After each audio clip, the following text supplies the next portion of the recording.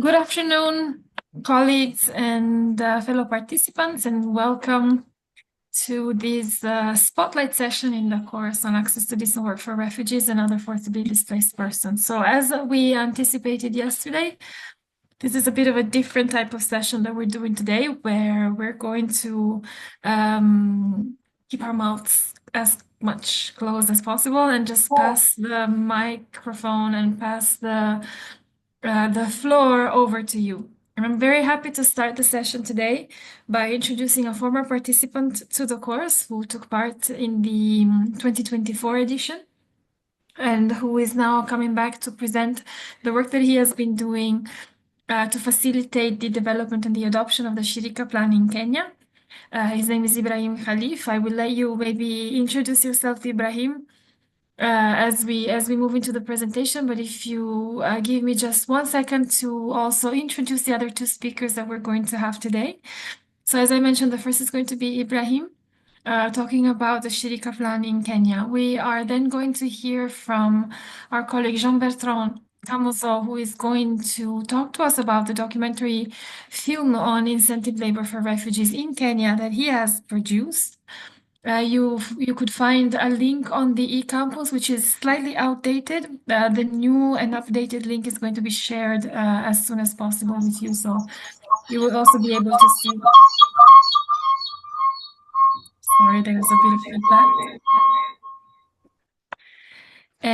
So you will also be able to watch it again after the discussion.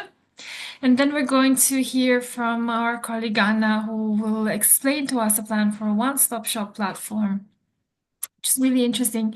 It's going to link to some of the discussion that we've had around access to services, access to information, and digital opportunities as well.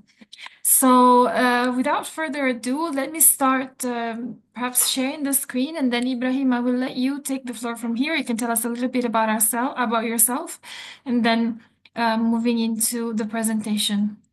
So just 1 second as I share the PowerPoint. Voila, you should be able to see it in full screen mode now, ideally. Not yet. No. Okay. Fantastic. Thank you. And over to you, Ibrahim. Thank you, Mickey. Thank you. Well, welcome the participants. My name is Ibrahim Khalif. I am a lawyer by profession, and I'm the legal officer at the Department of Refugee Services in Kenya. And I'm also one of the participants in the Access to Decent Work for Refugees and forcibly displaced persons, which was held in 2024. And today we are going to discuss about the Shirika Plan, which is a Kenya's transformative agenda, whereby we want to transform the encampment policy to more of an integrated settlement. We're going to see what the government of Kenya wants to do in terms of access to services for refugees and host communities, in terms of access to financial services, access to government services and private services. And also we are going to see what mechanisms and what procedure that the government is trying to do, and also the policy reforms and the legal amendments that are there, we're going to see in the presentation. But if possible, Mickey, is it possible we start with the video? Yes, indeed. Then let me stop sharing this screen and change to the other one. Yes, the video will form the basis of our presentation for today. Okay, that's good. Thank you. Okay, you can let me know if you can already see it. And then I'm going to start.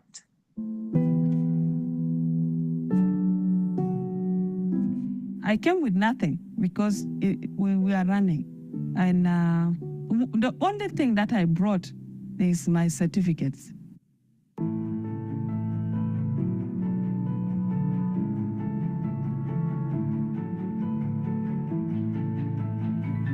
Hapo mbeleni ilikuwa ni tambarare. Haikukuwa na kitu chochote, ilikuwa ni kichaka. Lakini manufaa hiyo yenye ililetwa na hii kambi imepeleka hii hata amesongesha hata community mbele. ni hii kazi yangu imejaribu kunisongesha mbele, kwa sababu hapo mbeleni nilikuwa najaribu njia zote, ilikuwa ni ngumu sana wakati hiyo, kama singekuja kwa hapo Kalobegei Village 1.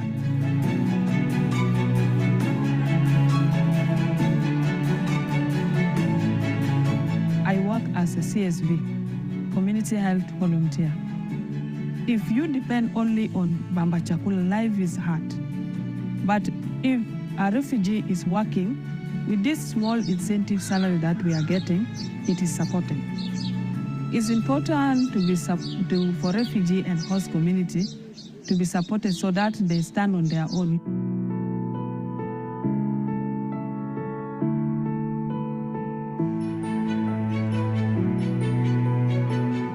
Kenya is daring to break the ground, to move from encampments to integrated settlements.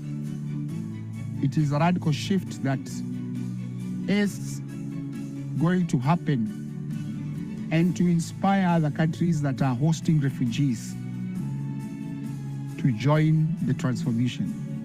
It means that progressively the refugees will be able to access services jointly together with the host communities of education, health, water, social protection, as well as restoration of environment.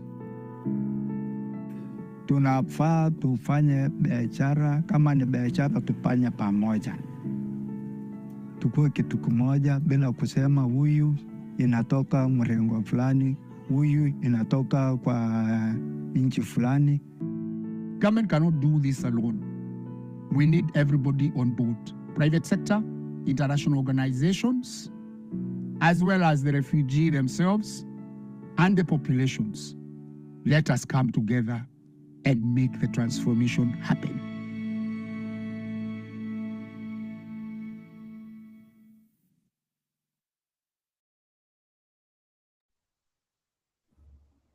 Okay, so thank you. And let me go back to the slideshow.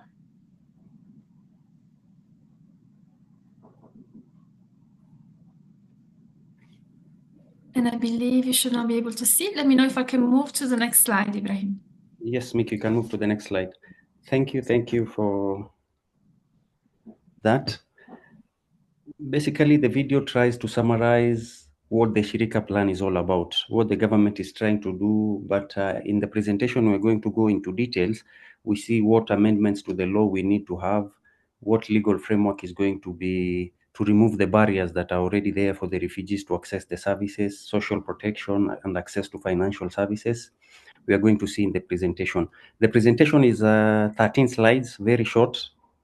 The first one is on the background. Of course, we have to see what is the vision, what is the strategic objective of the plan, and then what are the lessons learned. Initially, we had two different plans, both in Kakuma and in Dadaab refugee camps, which we don't want to reinvent the wheel as a government, and also we don't want to do away with them. So we are going to see what lessons we learned from there and what lessons do we carry towards the Shirika plan, and which challenges were there which can also be used to help us in navigating the integration process. And then we have the legal and policy frameworks. We are going to see the main legal frameworks. Of course, in Kenya, we have a new law which was enacted and passed by Parliament in 2021. It is a new law in the sense that it allows more rights for refugees right now in terms of access to employment, access to financial services, access to government services. So the new law is a more progressive law which allows refugees to engage in socio-economic development of the country. And we are going to mention a few of the sections that allow refugees to work. And then we have the pillars of the plan. The pillars of the plan basically are the backbone of the plan. What do we intend to achieve? What are our objectives? And what do we foresee? It is a long-term plan which is for around 12 years. What do we foresee in terms of integration and in terms of access to services for refugees? And then we have stakeholder engagements. The constitution in Kenya requires that you do effective public participation before you roll out a plan, or you change a policy, or you shift from encampment to integrated settlements. So we did a lot of stakeholder engagements, both the development partners, UN agencies, government departments, agencies, and also the refugees themselves and the host communities. And then we have an estimated budget. We have a World Bank consultant on board who gave us a rough estimate of the budget. We are going to see the budget and also the financing strategy. How is the government intending to finance this plan so that the refugees are integrated? We are also going to see that. And then it has an implementation approach, which has 3 phases, 4-year phases. We're going to see what is the first 4 years, what do we want to achieve in the first 4 years, the second 4 years, and the third 4 years. And then we have potential challenges. Of course, in Kenya, we have a lot of tribes, and also we have 2 different major camps. The first one is Dadaab in Somalia, along the border with Somalia. Integration in Dadaab refugee camp has been very easy because the Somali from Somalia and the Somali from Kenya both share the same language and the same cultural practices. So there's no more differences in terms of integration. However, when you go to Kakuma, we have over 17 different nationalities, including the host community, which is a very rich community in culture. So there has been a lot of cultural backgrounds, cultural conflicts in terms of integration in Kakuma, but we're going to see how we'll navigate those challenges. And also we have the critical components of the plan. These are factors which are going to allow us to implement. They are factors which are going to assist us in implementation. And then we're going to see our conclusion and our way forward. Next slide, Mickey. Basically, on the background, Kenya currently has been hosting refugees since 1990, even before I was born. So for over 35 years, Kenya has been hosting refugees in Kenya. But previously, in the 90s, the refugee camps were scattered along the country. But prior to the fallout of the Siad Barre government in Somalia, the government moved the different camps into 2 main camps, which is Dadaab and Kakuma. Currently, we have the 2 designated areas, which is Kakuma and Dadaab, and also we have around 110,000 refugees who live in the urban settings. So the total population currently, as we are speaking, from the presentation says 829, that was as at last month, but currently we are at 845,000 refugees in Kenya.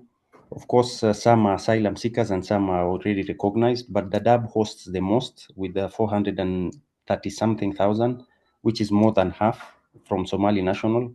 And then we have Kakuma, right now it's around 310,000, which hosts over 17 different nationalities, but the main one is from South Sudan and the Democratic Republic of Congo. The approach that we have been using as a government is that we have been using mode of humanitarian assistance approach.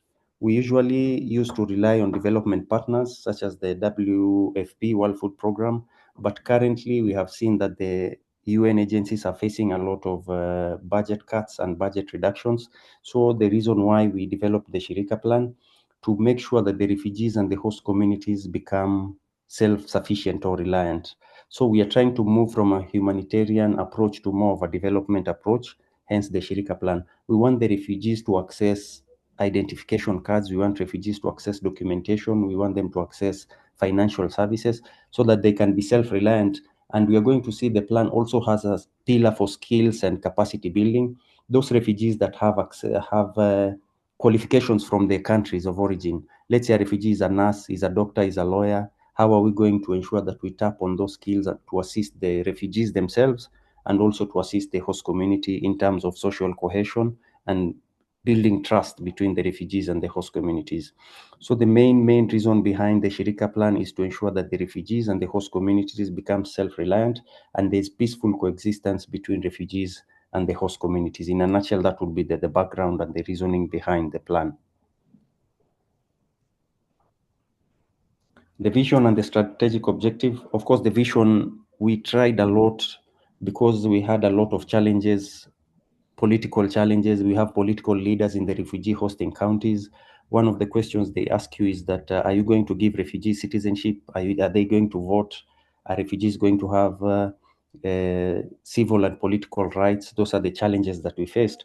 But of course, we had to explain and inform them that we are only trying to transform the camps into integrated settlements for refugees and host communities. Currently, there's a barrier. You can be able to see where the refugee lives and where the host communities live. There's a barrier, and that is what the plan is coming to to standardize. We don't want to say that this is an area where refugees live or this is an area where host communities live. And in regards to civil and political rights, the plan does not aim at giving or allowing refugees to have civil and political rights. We are only allowing refugees to have socioeconomic rights, socioeconomic development rights. They will have social rights, they will have economic rights, they'll be able to work, they'll be able to do business. But in terms of political rights, the plan does not allow refugees to have civil and political rights. And then we have the strategic objectives. Of course, the main one also to facilitate the gradual transition of the camps into integrated municipalities or settlements. We have the Kenya Cities and Urbans Act, which talks about or which provides for the provisions of where a city can be developed or a town can be developed into a city or a municipality. Currently, Dadaab and Kakuma have been upgraded to a municipality. They have already been gazetted, the charters have been awarded, and the boards have already been constituted. The act says that there must be a specific population for you to be granted a municipality. If it was for the host communities alone, we could not meet that threshold. But now, by onboarding the refugees, it was possible for us to meet that threshold required by the Kenya Cities and Urban Act, which is an act of parliament, then allowed us now to have the two towns be upgraded to municipalities, that is Kakuma and Dadaab. So now there's more of development going on there. We have a program by World Bank known as the Kenya Urban Support Program, which deals with upgrading the new municipalities that we have, including Kakuma and Dadaab. So in terms of infrastructure, in terms of road, in terms of electricity, in terms of housing, the Ministry of Urban and Housing, State Department for Urban Housing Development is assisting us on that. It is a pillar on itself in Shirika Plan, so they're also assisting us in developing that. And then number 3 is to facilitate transition of government-led basic service delivery to refugees from a humanitarian approach to a development-oriented approach.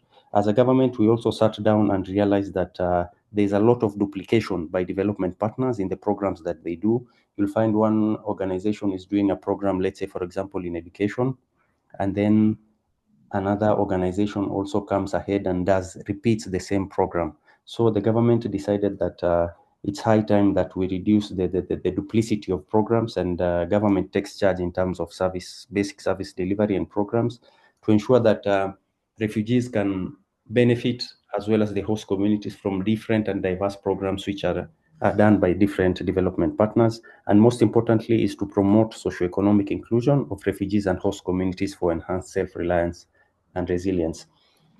The challenge again that we had here is that refugees were of the view that the plan is coming to assist the host communities more than the refugees, and the host communities are saying that the plan is assisting refugees more than the host community. So here we said that we are going to promote socioeconomic inclusion for both the refugees and the host communities. Then now the political willingness from the politicians, from the political leaders now came in, and we managed to do effective public participation, and we launched the plan. On the next slide.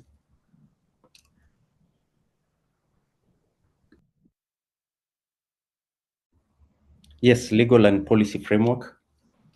Of course, we cannot do any plan without having an anchor, which is the law. On international, we have the 1951 UN Convention, which talks about status of refugees. And then it's 1967 protocol, which basically came to extend or increase the geographical applicability of the convention. And then we have, most importantly, regionally, we have the 1969 Organization of African Unity, as it then was, convention, which governs specific problems that the refugees face in Africa, which also gives specific definition of a refugee, which includes also aggression, which is not captured in the 1951 convention. So the 1969 OAU convention basically tries to limit its applicability to Africa and looks at the problems that the refugees face in Africa. And also we have the Global Compact for Refugees in 2018. Of course, Kenya has ratified all these conventions. And of course, also regionally and in the East Africa, we have different legal frameworks that we are implementing. We finalized the IGAD policy framework on protection for refugees, and we are also trying to do the East African Community policy on refugee management.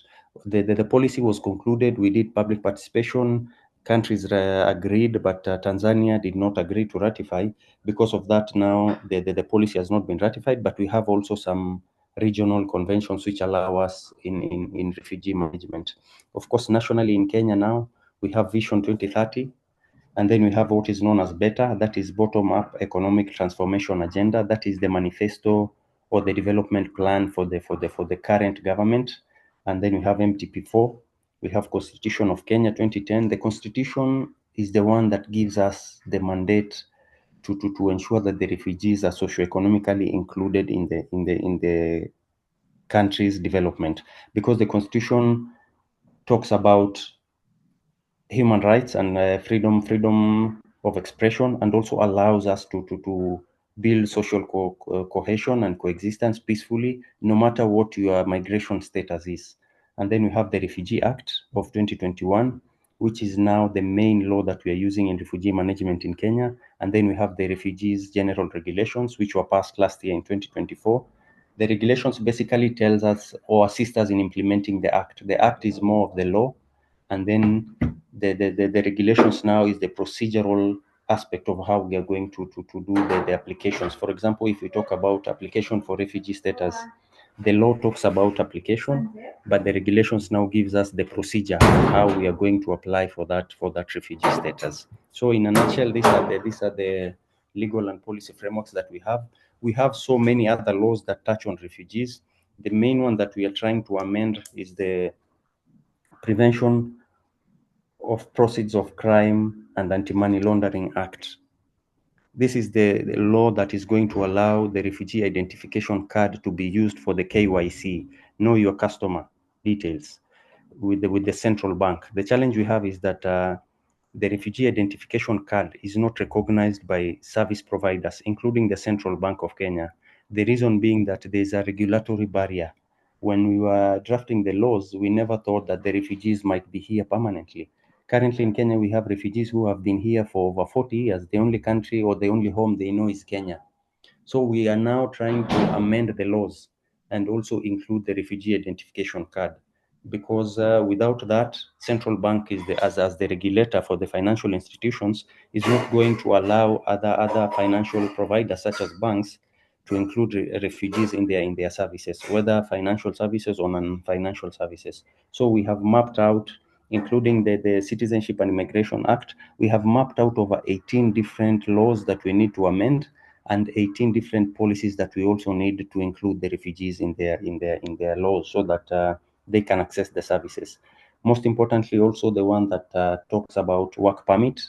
We issue refugees work permit currently, but the application form that they use to apply for the work permit is an application form that is used by Kenyans. So we sat down as a committee and we realized that the reason why majority of the refugees don't get the work permit is because of technicality. It's not that they don't have the merit, they have the merit, but because of technicalities, procedural technicalities is where they get a rejection. Someone will fill a form, a refugee will fill a form and end up filling somewhere wrong where they are not supposed to fill, where it's supposed to be filled by a Kenyan.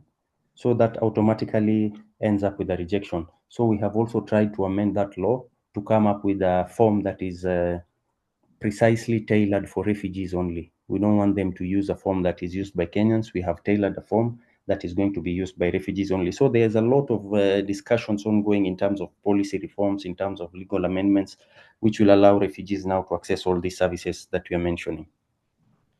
Next slide, Mickey. Stakeholder engagements also, it's very important as part of the requirement under the Constitution.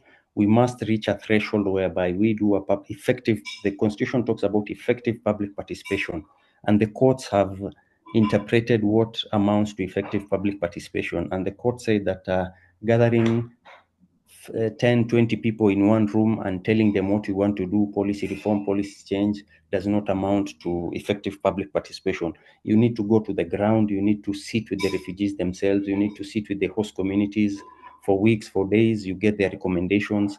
And when you talk about refugees, we are not only talking about refugees as one, we are talking as refugee women, refugee leaders, persons with disability, refugee-led organizations, so that we get a different opinion or a different recommendation from different groups, because when we were doing the public participation, we managed to even learn more and get new things that we never thought existed. So the law says that we have to do effective public participation, and these are the participations that we did. Members of Parliament, we had a sitting with them once. County governments, we had a sitting with them 9 times. The line ministries, departments, and agencies. NGAO stands for National Government Administrative Officers. We have the technical committees, UN agencies, including the International Labour Organization, the UNHCR, of course. We had 4 meetings with them.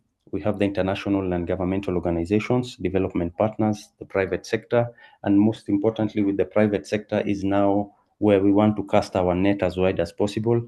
The government is trying to offer some incentives to private sector so that they can invest in refugee hosting counties. Last year in December, we launched a program supported by the International Finance Corporation and a bank called Equity Bank in Kenya.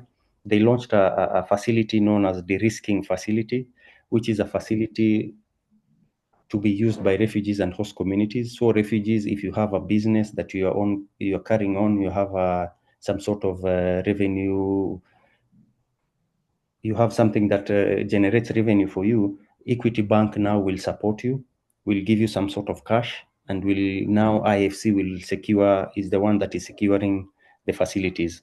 Of course, and also there's a lot of sensitization going in terms of financial literacy, in terms of access to financial services, because some of them we realize that is also some ignorance that is there. They don't know how they can access these funds. They don't know how they can access these services. So we are trying to partner with a lot of private sector, a lot of banks, a lot of microfinance institutions in Kenya, so that they can invest in the refugee hosting counties. And then we also have the non-governmental organizations, NGOs. We also had refugee-led organizations, the community-based organizations and self-help groups 7 times, and then host communities, we also sat with them 7 times. We sat with the political leaders of the counties. We sat with the business community of the host community and the refugees, and also the refugee leaders and the community leaders, so that we meet the threshold, so that once we launch the plan, nobody can go to court and challenge that the plan was not public participation was not effectively done. So that is why we had to do that. And it's fun. It's really a very nice experience and a very good experience, because we camped in Kakuma for 7 days, we camped in Dadaab for 7 days, and the challenges and the risks that are there, it is really, really important that you be there and you listen to them one-on-one. Is when maybe you can now decide, yes, we need to change this law, we need to do this policy reform. But without that, it will not be possible. Hence the Shirika plan. That is why we have already launched it. We are now starting the implementation phase, but we are also trying to see, we'll get that to the structures. We're also trying to see how we can involve the refugees and the host communities in terms of implementation. These are the lessons learned. In Kakuma, we used to have a Kalobeye Integrated Socioeconomic Development Plan, which was 2019 to 2021. That was phase 1. Phase 2 was launched in 2023, which is going to run until 2027. And then Garissa, unfortunately, in Dadaab, because of the security risks and the activities that have been ongoing there, the plan delayed for a while, and the phase 1 was launched in 2023. So we were learning a lot from the Kalobeye Integrated Socioeconomic Development Plan, which was in Kakuma from 2019 to 2011. So we have learned a lot. We have seen what were the challenges, what were the successes, what were the challenges that were there. So we are trying to see what programs that were there that were not implemented. We're also using the Shirika plan as a resource mobilization tool to see how we can support, because these 2 plans are at the county level. These are done at the county government, whereas Shirika plan now is an umbrella plan which lies under the national government. So these 2 plans at the county level, they're implemented by the county. That's why we don't want to do away with them. We also want to use the Shirika plan as an umbrella for resource mobilization, and also to support the counties in terms of implementing the KISEDEP and GISEDEP.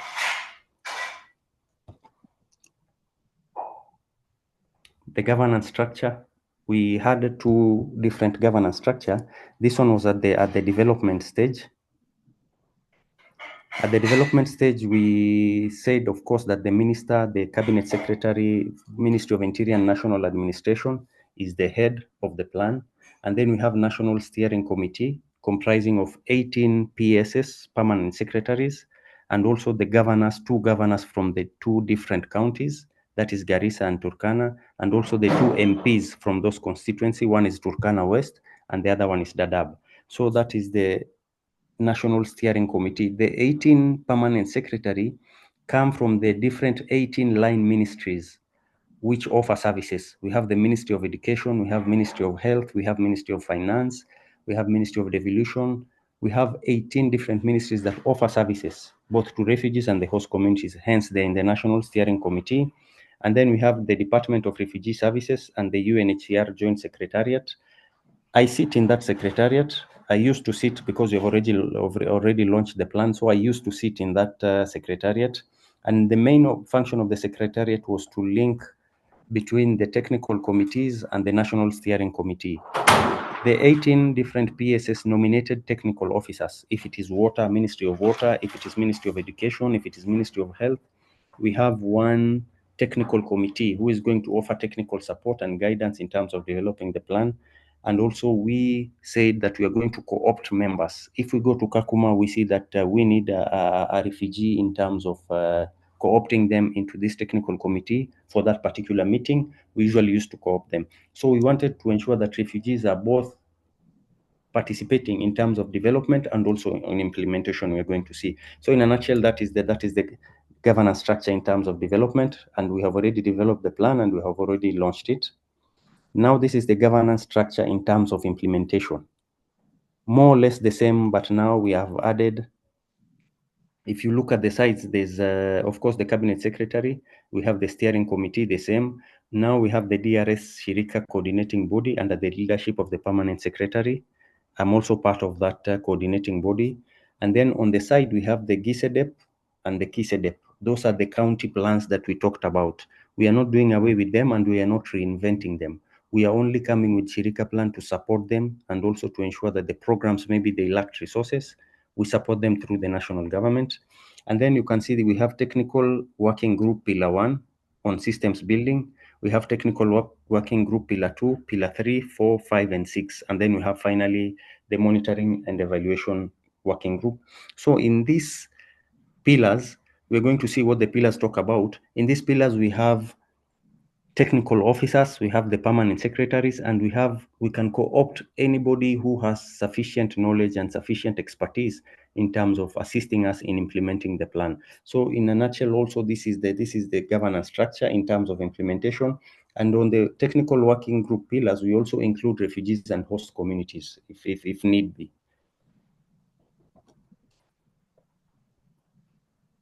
We have pillars of the plan. The first one is systems building. Systems building basically means what policy reforms do we need, what systems do we need to come up with so that this plan is effective. The systems building is the low-hanging fruit. This is the first implementation phase that we are going to do, because without a friendly regulatory framework, then there's nothing that is going to work. Of course, number one is to ensure that all the systems are in place. What laws are we going to amend? What policy reforms do we need to do? And also, what database or what systems do we need to put in place? Initially, we used to issue a refugee identity card which had 6 digits. The Kenyan refugee ID card has 8 digits. So when a refugee wants to access the services, the systems are only developed in a certain way to recognize 8 digits, not 6 digits. So we have amended also the refugee identity card now. It has 8 digits. So now refugees can access services that they never used to access previously with the previous identification card. So that is what we talk about when we say systems building. And also the current system that we are using is Progress, V4 Progress, which is owned by UNHCR.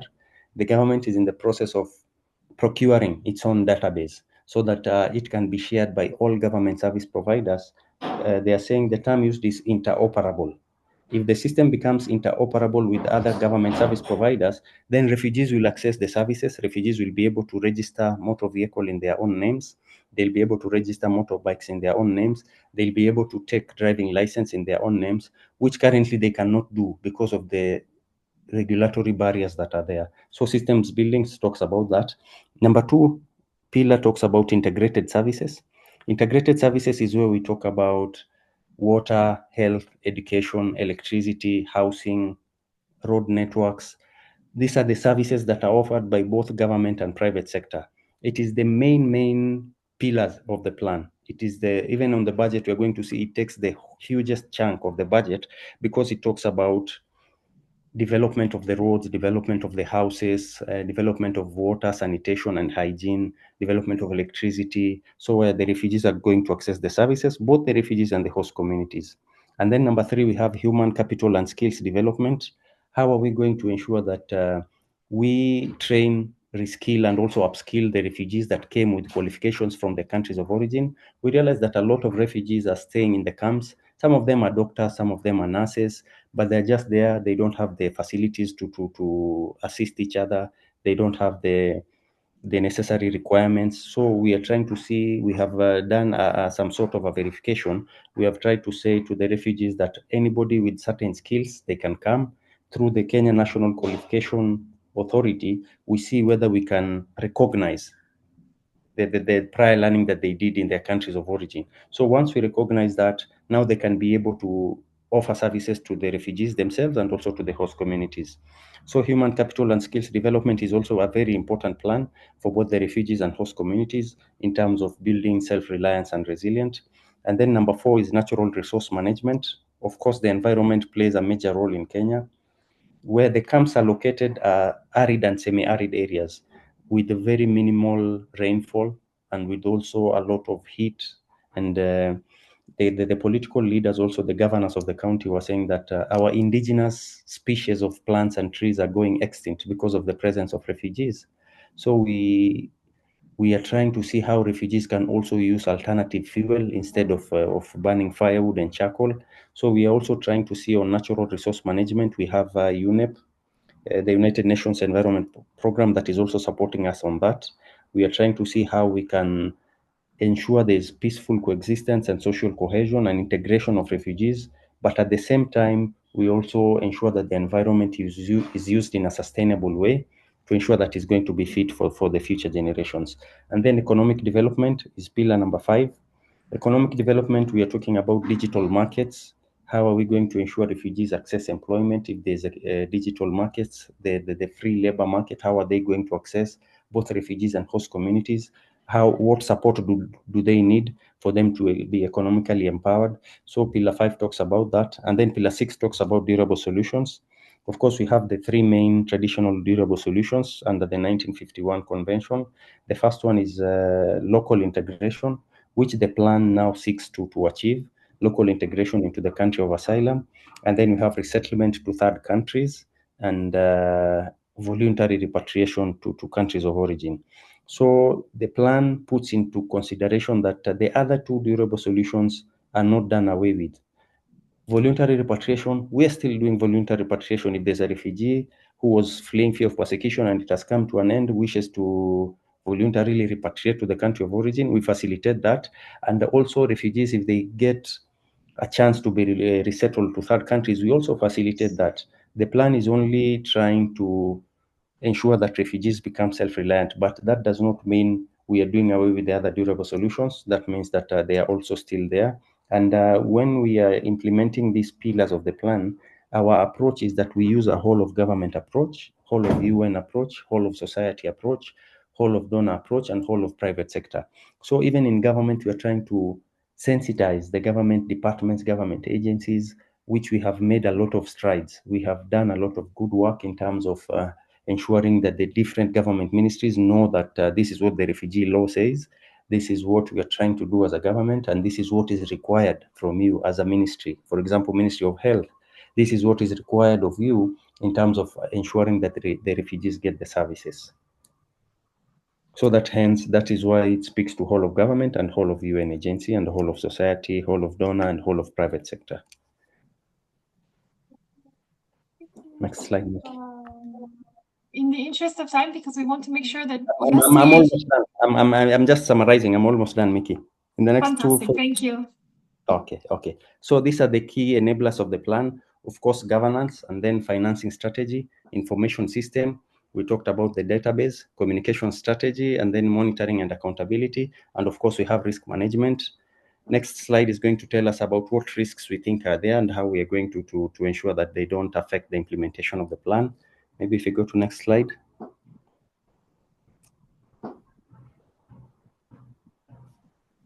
Sorry, this talks about first implementation. We said that the first phase is transition, where we now change the laws, do policy reforms from 2025 to 2028, and then 2029 to 2032 is the stabilization phase. How do we build now upon the policy reforms that we've done? And then the resilience phase is now to see the objectives, whether we are achieving the objectives, whether the refugees are becoming self-reliant, self-resilience, and also we see whether the government is able now to manage the refugees in the country, whether the government is going to source for more funds so that the government does not enter into a financial shock in terms of integrating the refugees into the country. So that is the implementation phase. Next slide, Mickey. This is the estimated budget.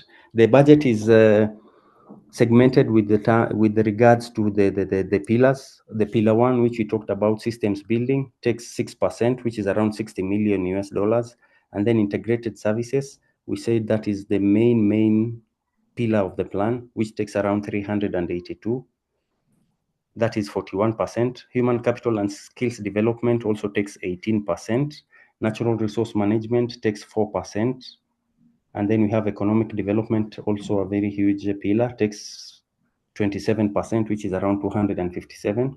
And then pillar number 6 takes 4% of the budget, which is around 36 million. So this is in a nutshell. We already did this presentation to the development partners in terms of the budgeting, and they said that the budget is quite high. So we brought a consultant from World Bank. They're still fine-tuning to see whether the amount can become a bit lower, but I highly doubt that it will be lower. So, but basically, this is the plan. This is the budget that we want in terms of implementing the Shirika plan, and this is the budget for the first phase, the transition phase. This is the budget for the transition phase. That means that when we go to stabilization phase, we will need another budget, and then when we go to resilience phase, we will also need another budget. Next slide, Mickey. The financing strategy. Of course, we had a lot of challenges in terms of coming up with financing strategy because other partners, other private sector want to go to the refugee and host communities directly to implement their programs. So we did not do away with that. If they have any program, that they must do it themselves to the refugees and host communities. But of course, they must be giving periodic reports to the government, which is the Department of Refugee Services. And we also have multilateral banks that can send the money to the National Treasury. The Treasury can send to the county governments, or the Treasury can send to partners, international NGOs, and then provided the resources that are allocated reaches the refugees and the hosting counties. So this is our financial strategy. And then finally, what are our expected outcomes in terms of the Shirika plan? Number one was creation of 2 new cities. Of course, now they are already municipalities, that is Dadaab and Kakuma, and then transformation of camps into integrated settlements through area-based humanitarian development programs and investments, and then enhance socioeconomic inclusion, including access to jobs, access to livelihoods, education, and healthcare for both refugees and host communities. And then we want to see that host communities are also benefiting equally from refugee-focused programs and intervention. Previously, if there was a development partner doing maybe scholarships for education, refugees will only benefit from that, but the host communities maybe will be left out, and sometimes they'll get some few opportunities. But now we want to strike a balance and ensure that there's equality in terms of benefiting from refugee interventions and programs. And also, as I said, elimination of duplication of services, and also enhanced support by donors. And finally, most importantly, is private sector investment in refugees integrated municipalities. I think maybe the final slide, Mickey, as I finalize, the potential challenges. Of course, there's a lot of challenges in terms of integration, especially when it comes to area like Kenya. our neighboring countries are more or less politically unstable. So there's a lot of challenges, and a lot of Kenyans who are of the view that do not integrate refugees, but because of creating awareness and sensitization, they came to understand. So number one is lack of financing. Adequate and timely financing is very important in terms of implementing and also developing the plan.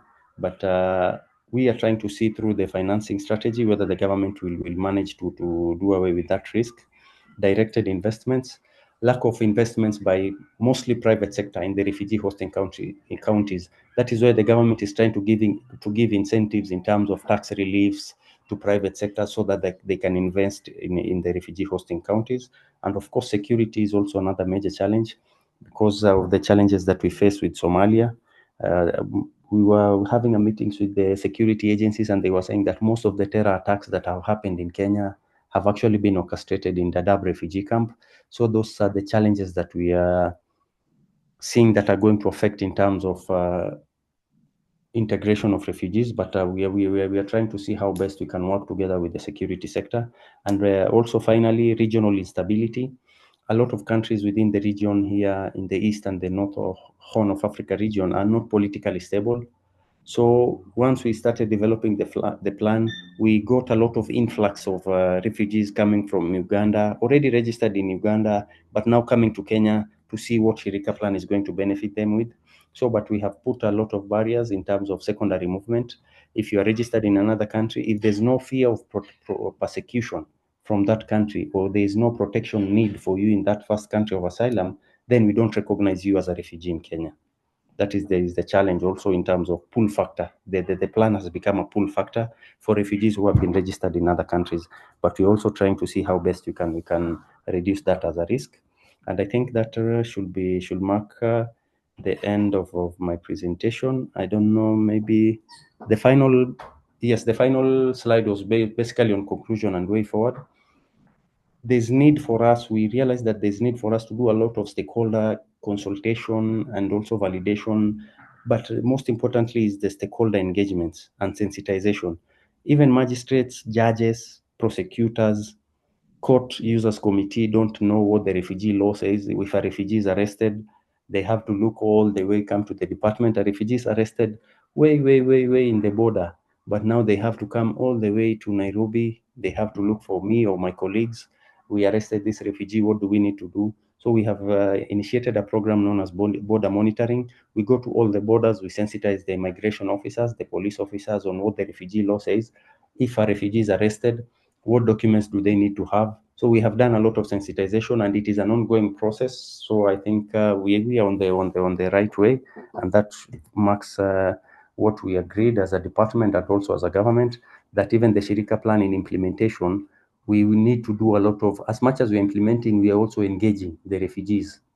This is still what the plan says, this is what the law says. So we didn't stop it at that, and we are still continuing. Thank you, Mickey. I'll end my presentation there. And apologies if I've taken more of your time. Thank you. Particularly interesting, particularly relevant for me, certainly. I know that Heloise also shares my interest, and I think for the participants gathered today as well, because it was really interesting to hear from you and to see the way that the Shirika plan really turns into practice and really operationalizes a lot of the points and a lot of the topics that we have been discussing in the course so far, and seeing them come together under this very comprehensive, very holistic umbrella of the Shirika plan. It was really interesting to see and to hear about how the plan was articulated and how all the different pieces form a cohesive part of a whole. So thank you very much for sharing this presentation. Now, I'm sure that there will be reactions, questions, potentially comments for you. So I'm going to encourage participants, if you wish to share reflections, reactions, experiences, but also any questions that you may have for Ibrahim. Please either use the chat box for that, or raise your hand. We can give you the floor, but perhaps before we open the floor for questions, and I know that I've already received a couple of expressions of interest from the others, and I see that there's a raised hand, Eloise, but maybe perhaps we go into the questions. I would be very interested to hear from Jean-Bertrand, who is also going to present work that he has done in Kenya specifically. And I wanted to, so Jean-Bertrand, first of all, if you can hear us, we're happy to pass the floor to you. Jean-Bertrand has been involved in the production, as I mentioned, of a documentary film on the incentive labor for refugees in Kenyan refugee camps. The full documentary is about 12 minutes long and is available on the campus for you to take a look. But if you haven't had the chance to watch it yet, perhaps, Jean-Bertrand, you can start by telling us a little bit about the background, what the documentary talks about, and then maybe how you got the idea to produce it in the first place. What were the steps that you undertook? What were maybe the challenges that you had to face? So a little bit on the background of your work, if you can hear us. Over to you. I see you online, but I see that you have and now your mic is open. Yes. Over to you.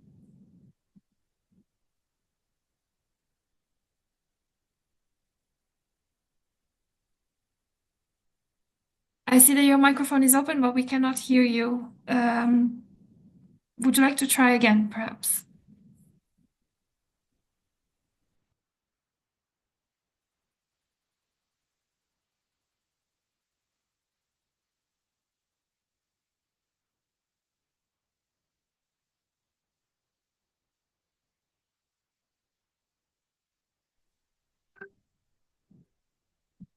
Okay, so it still cannot hear you, so maybe, yes.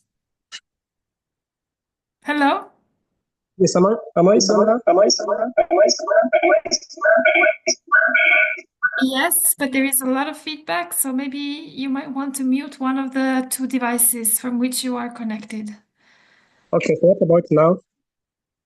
It's much better, thank you. So over to you, Jean-Bertrand. We're happy to hear about your experience in producing this documentary video. Okay, thank you. As Mika has introduced me, I'm Kamoso Jean-Bertrand. I'm from Photo Film for Change. Photo Film for Change is a refugee-led organization. We normally use films and documentaries to address different social issues affecting refugee communities for advocacy purposes. Actually, we have recently produced a short documentary about incentive labor. And maybe before talking about the challenges, how the idea mean, let me first of all talk a bit about incentive labor. Incentive labor is a form of employment where refugees are engaged by humanitarian organizations operating in the camps here in Kenya. Like international organizations operating in Kenya use different refugees in their sectors, including nurses, social workers, teachers, interpreters, and others, in order to deliver their different services. And incentive labor is not actually formal employment or formal labor, because incentive labor or refugee workers working with humanitarian organizations in the camps here in Kenya, they are not entitled to salaries. At the end of the month, they just only get a small amount, as the name is, it's a small incentive in order to just motivate them. And they don't also get any other benefit from the organization's employers, like their national colleagues. For example, if two workers working for a particular humanitarian organization, one is a refugee and another one is a host from the host community. Workers from the host community might be in a position to benefit from paid leave, transport allowance, medical covers, or communication and or other benefits. But for refugees, they only get that small amount at the end of the month. And also this is in regardless, even if they have same working hours, they have same medication background, everything's the same. As long as you hold that refugee status, you cannot be treated like a national worker. And then the issue with this, according to the interviews we have done, because this short documentary is a research-based film.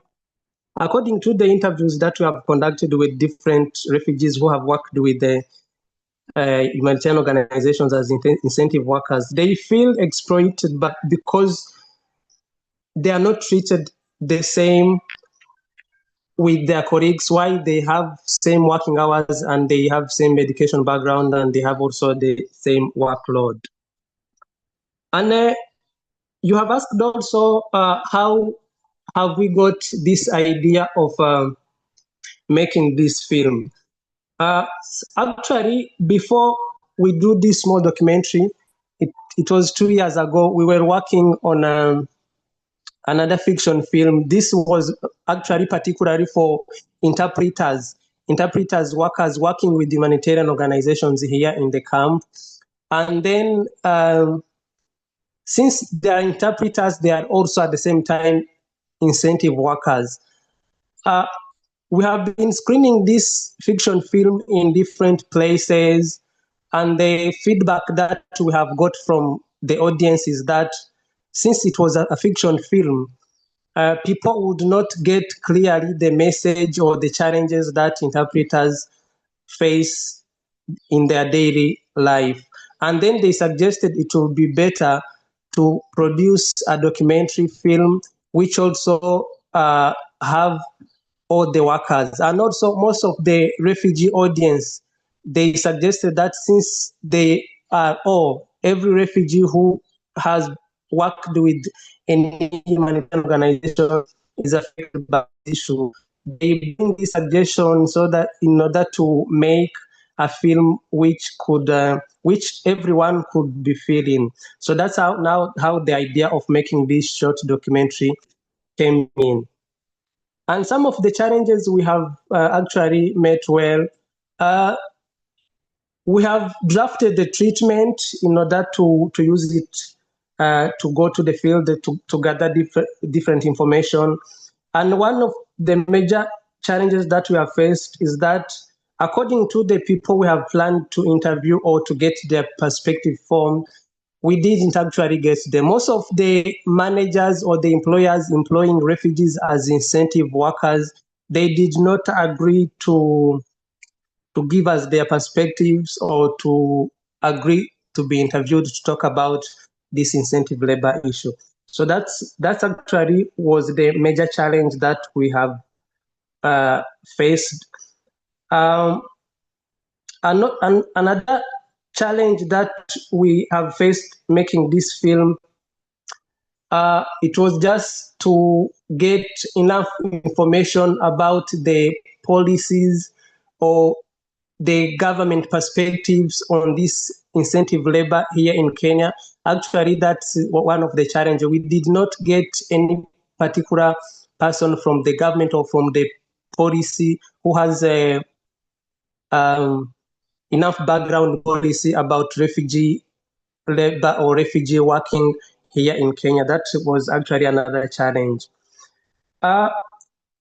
Even if majority of humanitarian organizations here in the camp employing refugees as incentive workers, there has one organization called Inkomoko, and this Inkomoko actually has agreed to talk with us. Maybe if you have not watched this documentary, you can go back and watch it. You will hear that Inkomoko has given us crucial inputs on how this issue could end, because from their end, they have initiated nickel treatment between their workers. And if you come to the camp, and everyone know about Inkomoko because their workers are treated like their colleagues, there is no inequality. And according to the data that we have got, or according to the interview we have conducted, so this issue of incentive labor, there have been some claims that the reason why refugees are working as incentive here in the camp, or they don't get similar benefits from organization employers, was that refugees get all the services from humanitarian organizations. The services, I mean, like shelter, medication, education, and other services. But now, according to the respondents that we had, many of them has mentioned that there has been some changes. For instance, one of our respondents who has been working as incentive worker here in the camp over 20 years, they have arrived here in the camp in 1990s or 1996. That participant told us this would have made sense, like, for example, in the year of 2000, because in the year of 2000 up to 2015, those services that they do claim were actually enough. For example, if a refugee gets sick, they would get a referral to go to be treated in Nairobi in better hospitals, or they, during that time, they used to deliver enough services. But as time goes on, and we can see or we can hear that humanitarian services or funding are just continue to decrease day by day. And then the so-called services that would prevent refugees to get or to be treated equally like other workers are no longer there. So, which means now this is also an issue that we got from the respondents. And then something that also maybe I think it's good, even if there is this challenge, according to our guest today, who has presented about Shirika Plan. I think maybe with this Shirika Plan, everyone hopes that this condition or this issue of incentive labor is going to take an end. So we thought, or other refugees thought, that there are some policies that are preventing refugees from being treated or from accessing formal labor market. And then with this coming of Shirika Plan, we hope that maybe things are going to change. But also another issue that we see, even if this Shirika Plan is promising, and Nkomoko co-founder also has mentioned this in our discussions, there is always a very big gap between policies and plans like this and implementation. There are, so in papers, you can see there are very good plans, the policies are good, elaborated, but if you come on the ground to see how is the implementation, so you can see now the implementation is a very big challenge. I think now this could be a duty of all the organizations, all the partners. Like, for instance, this Nkomoko has made this step to initiate this eco treatment in order to bridge or in order to bring this gap between the existing policies or the existing roles and the implementation. So we all hope that this Shirika Plan, and if the other partners could work together and could try to work fast so that the plans or the objectives could be really seen on the ground. So that's what I have, Mickey. Maybe I don't know if you might have any other question. So for it, if you have any question, or maybe if you would need to know more about the documentary, or you need to know more about incentive labor issue, you can watch the documentary on the platform, and then you will get to know more. Thank you. Thank you, Jean-Bertrand. Thank you so much for this overview of the work that you've done, and thank you also for bringing up a bit the question that would have been my follow-up question, being based on the presentation that you've heard, based on the plan for the rollout and implementation of the Shirika Plan. What are the expectations on the ground? What is expected to change? Especially because we do know that often there is a bit of a distance, a bit of a mismatch between the policy planning, the policy development, and the implementation and the concrete happenings on the ground. So thank you for already in a way anticipating the potential follow-up question and bringing up the issue already. Now, before we move to the new presentation, I wonder, I remember that Heloise had raised the hand for an initial question regarding the Shirika plan presentation, but I wonder, Heloise, if you have anything that you want to also contribute to the discussion. Over to you. Yeah, thank you so much, Miki. In fact, yes, if I can, I will probably address both presentation. Well, first, really big thanks to Ibrahim. I think, Miki, you put it really perfectly. It was a very, very comprehensive presentation of the Shirika plan, and I really believe we're lucky that we've been there, and I'm sure many of the members of the international community would have loved to see your presentation. Ibrahim, I think you've insisted well on the fact, on the importance of the participatory approach. And I want to highlight one point on that, because there was recently published an article on the new humanitarians based on a research done by Stanford University, which interviewed about 3,000 Kenyan citizens, and to have a kind of their feeling about the Shirika plan. And overwhelmingly, it seems that Kenyan citizens are welcoming the plan and the importance of inclusion, etc. However, they've also raised some concerns. One was in relation to resources, especially around water and around land. So it was really interesting that you've highlighted in the plan those six pillars, and that one of them was around the natural resources management. But there's another issue, which I think is also an important one, a very important one, is around the freedom of movement, because to access jobs, one sometimes needs to move. So I know that one of the key objectives of the plan is to kind of transform the camps into settlements, even into municipalities. You even mentioned cities.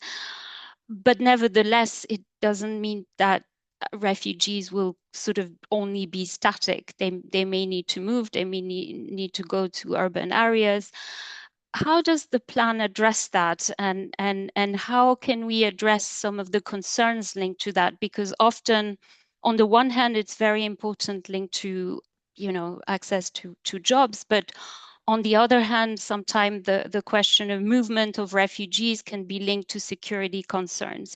So I would like to have your views on that, and maybe also if there is any foreseen reforms around the question of freedom of movement, because you mentioned other super important reforms around work permit, around financial inclusion.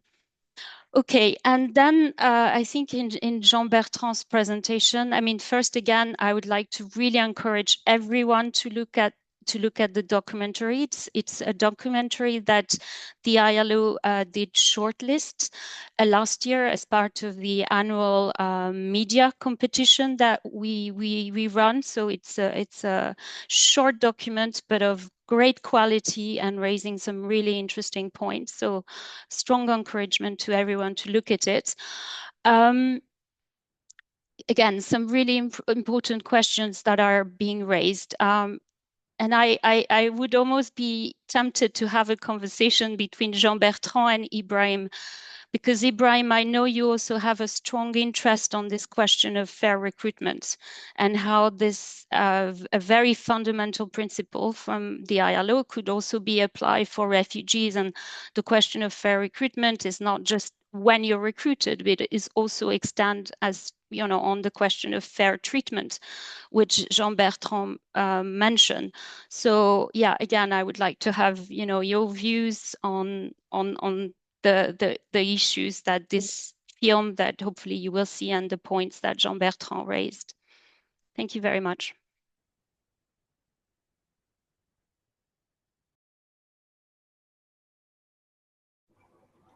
Thank you, Eloise. Mickey, is it okay if I go? Please go ahead, of course. Okay, thank you, Eloise. Always pleasure having these discussions with you, especially with regards to the freedom of movement. I believe last year when we were in Turin, we asked also the same question with regards to freedom of movement. But I know it has also been a challenge to us, because how do you intend to make people self-reliant, and on the other hand, you're still restricting their freedom of movement? It's like giving one thing on one hand and then removing it and then take it back from the other hand. So what we have tried to do is to advise the government from a legal point of view in terms of freedom of movement. But the current situation or the current position of the government is that the movement is restricted. If a refugee needs to move, let's say from one designated area, from Kakuma to Nairobi, then they'll require a movement pass. A movement pass, if, for example, they're doing business, they're going to get merchandise, they're going to get goods, they must get a movement pass from the camp manager. But we are trying to see with the rollout of the Shirika plan, we want to see whether the freedom of movement, the government is going to allow freedom of movement within the municipality, and after that within the county, and finally during the third phase of implementation, we see whether the government is now going to allow refugees to move freely. Because one of the challenges that we have with regards to freedom of movement is the lack of database. We don't have a government-owned database, so that makes it a challenge to manage refugee movement in the country also. So we are trying to see, once we get that database, we have written an advisory opinion on the movement, freedom of movement for refugees, and we have given our opinion that initially in the first pillar, in the first phase of implementation, we allow refugees to move within the municipality and within the county freely. And as we progressively move to the second phase of implementation and to the final stage of resilience, we see whether the government can now remove the barrier completely and allow refugees to move freely within the country. But currently, there's still that restriction on freedom of movement, and we're trying to address it. And hopefully, once the government has decided, of course, it has to go through the cabinet. The CS, the Minister for Interior, has to table that in cabinet. If the cabinet approves, then it will be a plus on our side. It will be a positive, because the refugees now will be able to carry on business from any point of any area of the country. And also with regards to the the research done by the New Humanitarian, or the article, I also managed to look at it today in the morning, and I feel like yes, the challenges that they are saying, they are mentioning in the article, yes, those are the challenges that we faced in terms of public participation. But I'm happy to hear and to see that they reported that majority of the Kenyans now are supporting the Shirika plan. But Eloise, compared to 1-2 years ago when we were starting developing the plan, most of the Kenyans never wanted to hear about it, especially the security forces. When we had engagements with them, they were saying that is totally unacceptable because it is a security threat. But progressively, through the stakeholder engagements, through sensitization, I'm happy also to hear that even the new humanitarian article now says that majority of the Kenyans are supportive. And also with regards to the issue they raised about land is a very sensitive commodity, if I may say, in Kenya. Currently, we went back to the counties to seek for more land because we are getting a lot of influx of refugees. What the county governments told us, including the political leaders, they told us, construct going upwards. No more land, but construct going upwards. So with the discussions with the Ministry of Housing and the State Department of Urban Planning and Housing, we are trying to see now whether, when we start the construction, whether we are going to construct high-end apartments, because they are saying that the land they own there is community land, and the county government is only holding it in trust on behalf of the host community. And they have given us so much land. They have given us, actually, they are very supportive, and they have given us so much land that now they are saying that we have reached our saturation point. We cannot give more land. But we are trying to see whether now, in terms of construction, because the host communities are also taken care of in the Shirika plan, we are trying to see how best we can lure them into giving us more land. But if not, we are going to see whether we are going to construct now high end as the governors have suggested. And finally, Thank you, John, for the presentation. Very good presentation, and I will have a look at the video, and if need be, I will reach out to you so that maybe we can jointly do something. And the issue about incentive labor or incentive workers, I agree with you. We've also met those challenges in Dadaab. Refugees have been employed by organizations and they are not paid equal amount as compared to Kenyan workers, and they do the same work. And of course, as Hello is saying, fair recruitment policies does not only apply at employment, but also during the subsistence of the employment. Of course, fair wages has to come across. So in terms of that, we have also tried to talk to the development partners, to the NGOs that are employing the refugees. And we are trying to tell them that they need to formalize their employment. The only challenge we have is that a lot of refugees in Kenya have been informally employed. So also as a government, we are trying to see through the Ministry of Labor and in support with ILO, we are trying to map how best we can formalize the refugees' employment so that in case of any harm or any contravention of the law, such as not giving fair wages, we can take action. But if they are employed informally, no contract, no agreement signed, it is also difficult for us, legally speaking, to support or to protect the refugees.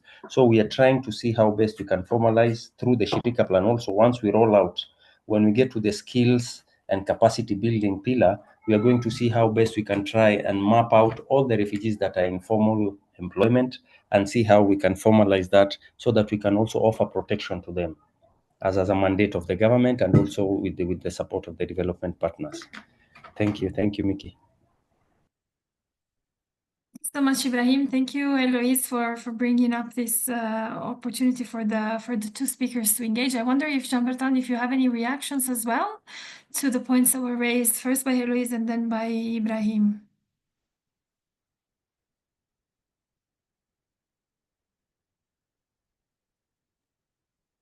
Yeah, thank you, Mickey. I think what Eloise has mentioned or has commented on, and later on Ibrahim has also suggested. I'm happy that Ibrahim's feedback is promising. I can see that, so something that I have realized, let me give this example. By the time we approached the Nkomoko management on the camp level, here at the camp level, the manager did not agree to give us the interview. So I don't know what he feared. But fortunately, by the time we got a chance to meet the co-founder and CEO of Nkomoko, she was happy and she agreed immediately to give us that interview, of which, according to me, I thought maybe on the lower level of management of different NGOs, there is a bit, I don't know if it's an issue of understanding or something which I couldn't actually understand, but I can see that on the upper level, it's like they have some promising solutions, some promising inputs, but unfortunately on the implementation down there, it's where now there is an issue. So actually, I would be happy maybe to talk to Ibrahim, maybe later if he can get a position to watch the film and if he can also advise on how it can be used as an advocacy piece, something like that. Yeah, thank you. Fantastic, and we're very happy to be, let's say, part of facilitating this linkage between the two of you and hoping that it moves forward in positive and successful ways. Let me thank you both for taking the time to sit with us today and for sharing your presentations with us. I think it's been an interesting conversation for everyone to hear, and I hope that also the participants that weren't able to connect will be able to benefit from the recording of this conversation, of these two presentations. And let me encourage you all once again to take a look at the documentary, which is stored. It's currently linked on the eCampus platform. I have also shared the link to the new humanitarian article that Eloise was mentioning in her intervention. So if you would like to read a little bit more about that, please feel free. I'm aware that we're running a little bit behind, so let me share now. Let me pass the floor now to our colleague Anna for her presentation, and I think Marion is going to support me with sharing the screen this time. So thank you, Anna, and over to you. Thank you very much. I will try to be fast because I'm the last one, and because actually the purpose of my presentation is to facilitate discussion between all who are among all who are present today, and so I just don't see the slides yet. So because my idea is actually based on the on my work with different initiatives which are linked to development cooperation and humanitarian support, and basically on the support of conflict-affected people. And what I have seen is that there is an issue all the time with the coordination of different initiatives. Because there is this issue, so I mean that coordination is always in place. But there is always a communication gap and information gap. The most important is information gap, because every new actor who is going to come on the market, this new actor starts from research, from looking actually. Yes, now the slides are appearing. So looking actually at what is available at the market, and then only from this part, so actually the development of any initiative starts. But I would like really to today to focus with my vision that thanks to the development of technologies now we have an opportunity to create in a very easy way, in a cost-effective way, a multilingual AI-driven one-stop shop, I call this platform, that guides refugees and stakeholders through integration pathways. It will be built in in collaboration with refugees, with host countries, and in consultation with all involved stakeholders, because my main purpose is that it is really used efficiently and it really helps different involved stakeholders. So very quickly, I will first tell why, just summarizing that because the integration support is very fragmented, again, because we don't know the information, and because what I mentioned, there is not enough coordination and access to information for both refugees and providers, and because also of all of these, we miss the potential actually to use effectively the skills of refugees and their potential contributions. But we know, unfortunately, that the number of refugees is growing, and therefore, so please, next slide, and therefore, so this platform is really very, very needed. As I mentioned, so the platform will use AI technologies. But how it will start later, I will show for different stakeholders. But so that you now create a picture, so to say, in your heads, yes, so that we can then discuss that you are wherever you are when you enter the platform.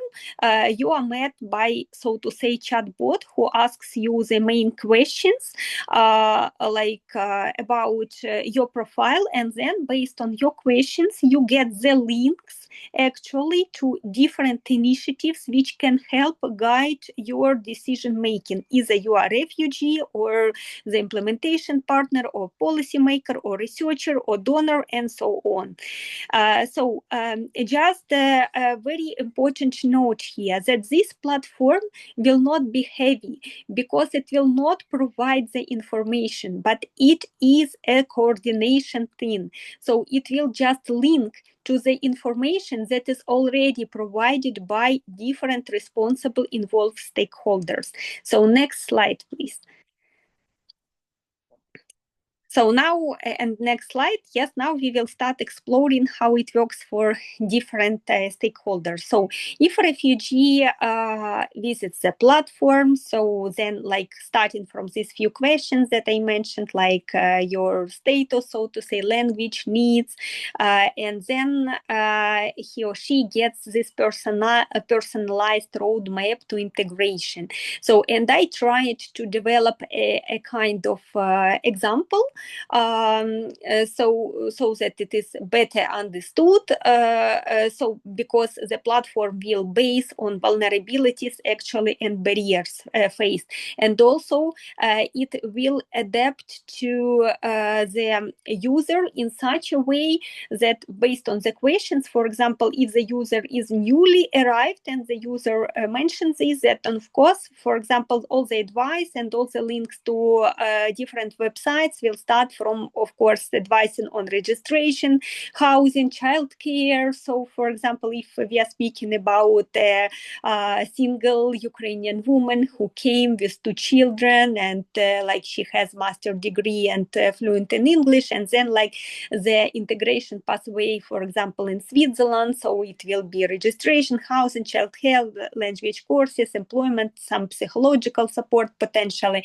And if it is the person who is already residing, for example, for 3 years, then it is assumed that so the person needs more like employment maybe and professional development. But of course, psychological support will be proposed in any case, yes, but there will be some other resources which are given first, but other resources will be shown also.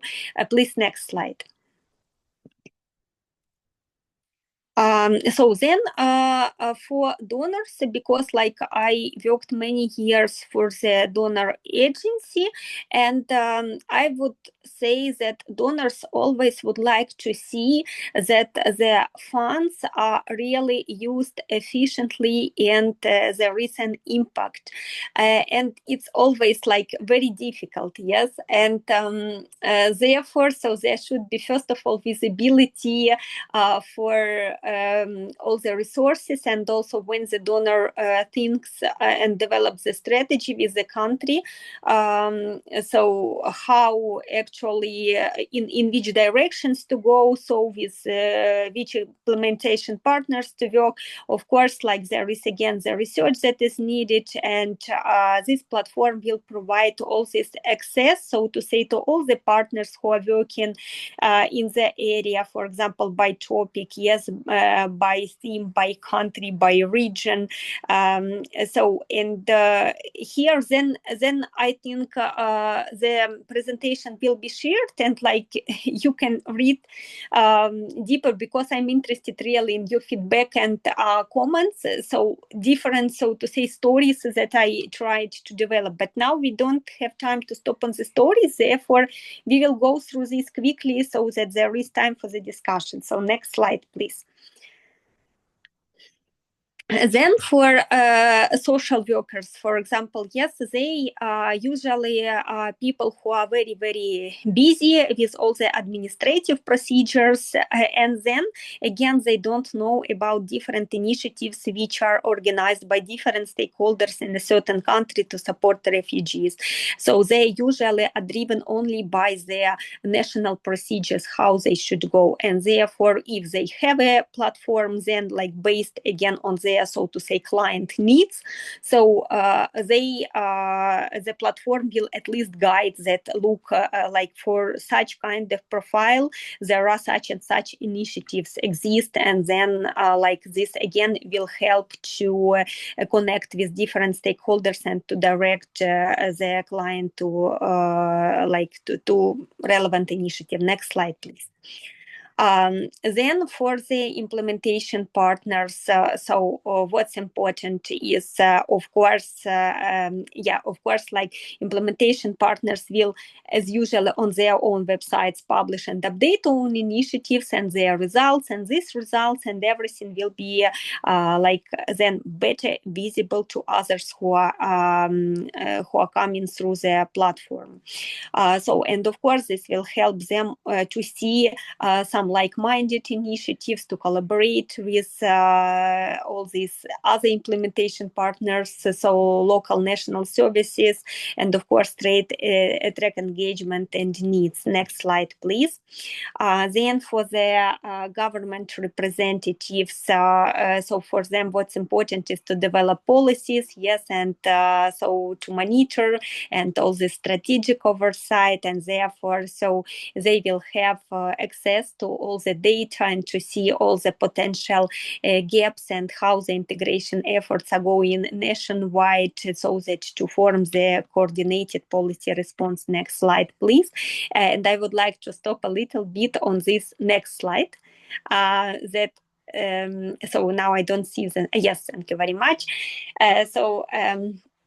About the UN and international organizations. And I want here just so that later to hear also the opinion of the colleagues, I tried to elaborate this based on the prospect partnership of ILO, UNHCR, yes, IFC, UNICEF, World Bank.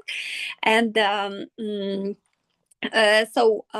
what, for example, just based on the particular project, what is possible to get from the platform? So, of course, this is like better coordination, opportunity for better monitoring through real-time data, so for getting some community feedback, for better private sector engagement, for seeing and stimulating the local initiatives, so for advocacy. And also on the other side, what I would like to show that the platform itself, of course, because it uses the data of those organizations. No, please up, because like I'm still on the previous slide. So because it will also use the data, for example, on the prospect. So I wanted here just to show from two different sides. Yes, that the platform will also like collect this data, analyze, visualize, integrate, and so then potentially generate reports. It will use the websites, so to say, the web platform of different initiatives from two ways. Yes, just to show, so, and also to use the data. And now, please, next slide. So for policymakers and researchers, I would say it is clear like that always it is important to see actually like how, to analyze any policy, any intervention, and to propose the response. So yes, researchers spend a lot of time, first of all, to get data. And I hope that this platform, and now we are coming already very close to this, that this platform will provide access to this data, because it will accumulate data and also will analyze them. So next slide, like very important stakeholder, I would say this is private sector employers. Next slide. Yes, thank you very much. So private sector employers, because usually they are the main ones who are helping refugees to become self-sustainable, because they are providing the jobs, but they are hesitant. We all know they like don't want to employ refugees based on different considerations. But then like the platform will help them to see, for example, different training programs that are already in place in the country, and which produce those relevant skill sets which they need. They will see their profiles, they will see also adapted legal frameworks, and they will have the possibility to connect with the different NGOs which can offer employment mediation or some internships, and they can publish their job openings, and of course co-develop different training or vocational so some programs, yes, in cooperation with different different partners and also propose some internships and so on. So next slide, please. Yes, for educational institutions, so they can also develop different programs and adapt them better, because now coordination will be better and access to information better. And please, next slide. So I would say that because the platform really requires a lot of technical skills, and because I would like really that this platform is present, therefore I when I was thinking, I don't want to start from something really heavy, expensive and something like that. And I have already like contacted and discussed with several IT companies, and so it's the most important way is the most feasible way is to implement this in stages, and so and therefore it's important that different technical teams are engaged, and then as this time also AI is evolving, new technologies appear, and also depending on the resources, the functionality of the and on the feedback and all the testing and working, so the platform will be continuously improved. So, and then the next slide, now coming exactly just to my proposal. It's nice if the platform from the beginning is piloted in several countries. Because every country has some different, policies, yet different challenges, despite they are common, but there are some different things. And so to say also to see how it works with different languages. And therefore, yes, I selected, for example, some countries which are possible from my point of view, but this can be changed. So, this is just now the proposal.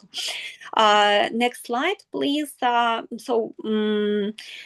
To make it really cost efficient. So, for example, because I'm Ukrainian, yes, I proposed to work with Ukrainian IT experts. So, because Ukraine is quite advanced in IT area. Because I already discussed how it can work. So, it is will be secure, scalable architecture. So, global adaptability, and of course, light touch data, because as I explained, the platform itself will not have data. The platform will be just used as a platform, as a link. So next slide, please. So to make this pilot project really really persuasive also for potential investors. So I thought about the at least 5 years time span, so that we can accumulate data and adaptability and results and see how it works. Therefore I thought about the initial 5 years. And then also developing and advancing the functionality of the platform based on the stakeholder needs, and and expansion also of co-financing. But at the beginning, this is really not really heavy. Therefore, so now I just would like to invite you to join us, yes, in transforming integration into opportunity with this platform. And the next slide, please. That is basically the last one. Based just on my work, when I worked in these questions, and I proposed different platforms with my different initiatives, for example, contact line for conflict affected people, or livelihood support in Ukraine. And because at that time there was not yet AI, So it was first of all expensive, and second, like raised a lot of questions. But now, despite the fact that AI is already here, I would say that the first and important question is exactly its ownership and governance, like who owns the platform and manages access and data rights. So these are different questions, and this should be multi-stakeholder. But I would say that the best if the ownership is with global organizations or with UN organizations such as ILO or UNHCR. So then for all other questions that I listed here, I already discussed them. For example, so what concerns data security, integration with existing system, usability access. So all these things I discussed with technical specialists. So it's all solvable and possible. And yes, so for sustainability, what I told that it's important to like to develop it on the 5 years, yes, so that we really can assess all this sustainability. For trust, because it is multi-stakeholder, I hope that and ownership, if ownership is with the UN institutions, then I hope for the trust. And yes, and for local adaptation, it will be, of course, locally adapted, because it will be even piloted in different countries. And basically from all these questions, all the risks and mitigation measures are also there. And now, yes, I would like to stop my long speech here. I would like to ask you for the feedback. And I really would like that you are open and you really assess and tell me, so what you think, is it now the time, and is it really do you really need such a coordination as an organization or a representative working in these topics? Thank you very much. Joanna, thank you so much for this presentation. I thought it was really interesting to see how you articulated the different implications for the different stakeholders and potential groups of users.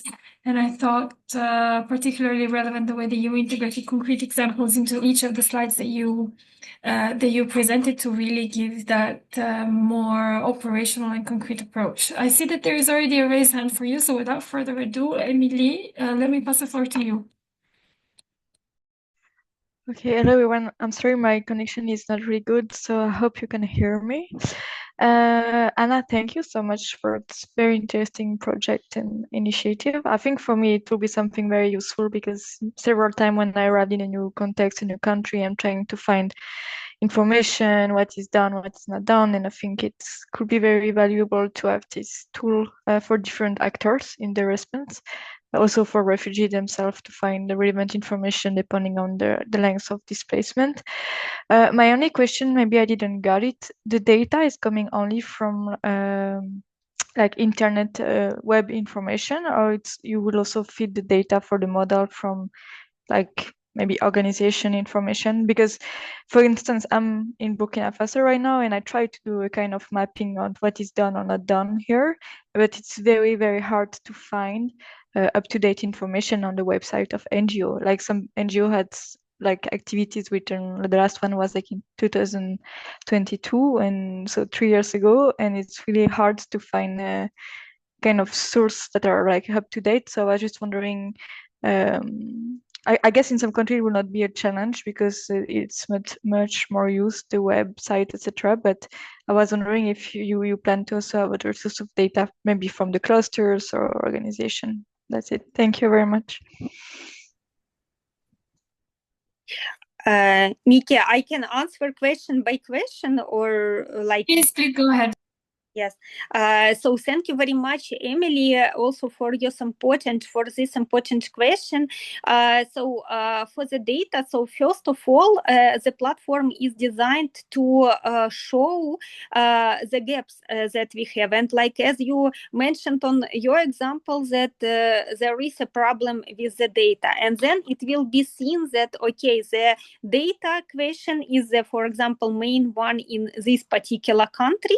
So because like, yes, in some countries there will be no problem with data, but I would say with data, we will have problem everywhere. But on the one hand, so it will also stimulate the organizations to create maybe better reporting, because the platform, fortunately or unfortunately, will increase the competition, because like different organizations will be shown, and then also this will be on the one hand the competition, on the other hand the possibility for organizations to learn on each other and to see how to improve the reporting. And also I would say the different stakeholders will see the better the gaps, and then probably there could be different programs developed to improve different trainings and so on, because everything is based first on this information and needs. And so this is exactly what platform is solved. But what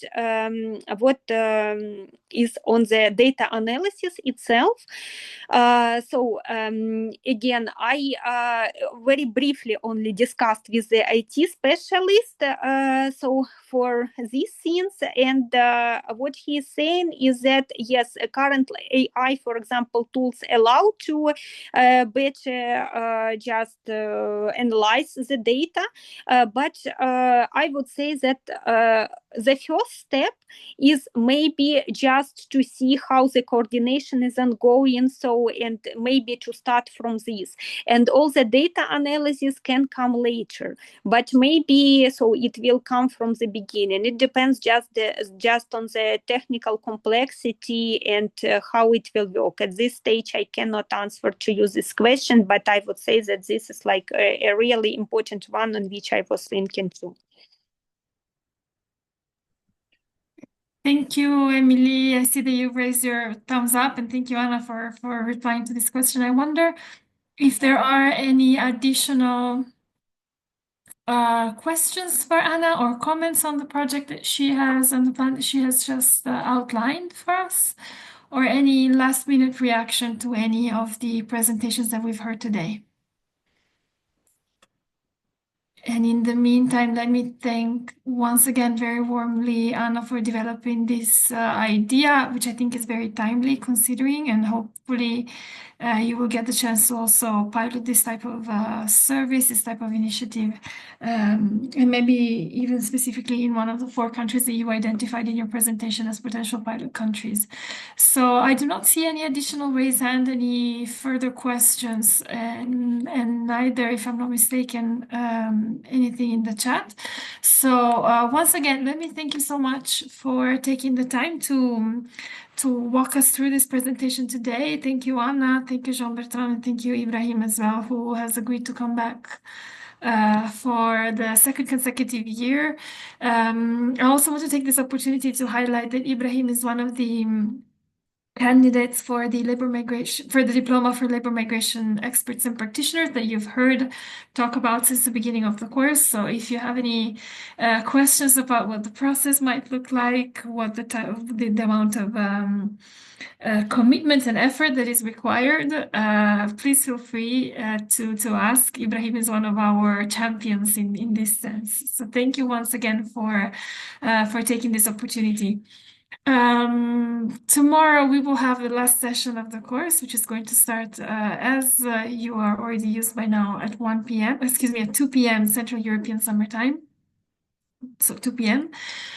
We will hear from all 3 of the groups, and we will hopefully also most likely have with us also the team of colleagues based in the different regions, in the 3 different countries that are covered by our case studies, who will be present online to give you also some feedback and additional information on the situation in each of the 3 countries, and to give some potential insights and reactions to the work that you will present tomorrow.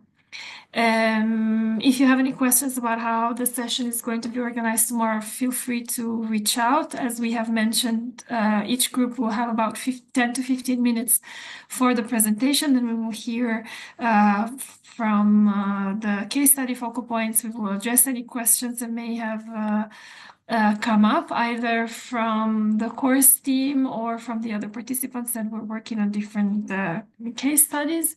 And then we will officially wrap up the course and conclude the last session.